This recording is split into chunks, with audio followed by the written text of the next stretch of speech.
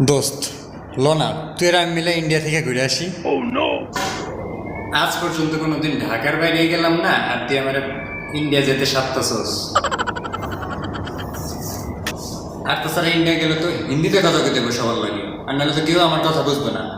আর আমি তো হিন্দি ভাষা পারিই না। কি তুই হিন্দি ভাষা পারস না? আরে বেটা ব্যাককল, হিন্দি ভাষা অনেক সহজ। এই মনে করো সব কিছুর পেছনে আতা হ্যাঁ, যাতা হ্যাঁ, খাতা হ্যাঁ, লোতা হ্যাঁ, এসব লাগা দিলেই হয়ে যায়।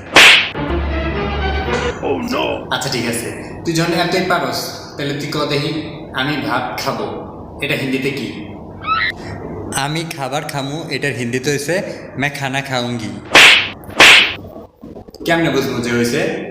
আর তাছাড়া তুই তো এই কথার লাগে আতা হ্যাঁ, যাতা হ্যাঁ, খাতা হ্যাঁ, পোতা হ্যাঁ, সোতা হ্যাঁ, গুতা হ্যাঁ, কিছুই তো করলি না।